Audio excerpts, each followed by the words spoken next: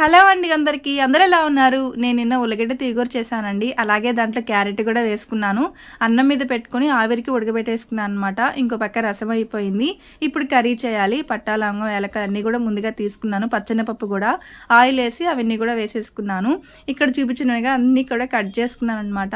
నేను పచ్చిమిరపకాయలు వేసి దూరంగా నేను నిల్చొని వేయించాను. ఇంకా వేగాయి కదా అని దగ్గరికి వెళ్తే ఒకటి పగిలి మొహం మీద పడింది. ఆయిల్ దాంట్లో ఉండే కారం అంతా కళ్ళలో వచ్చి పడిపోయిందండి.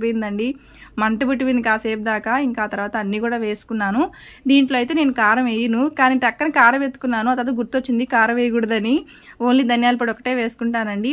కొంచెం అల్లం వెల్లుల్లి పేస్ట్ కూడా చాలా బాగుంటుంది.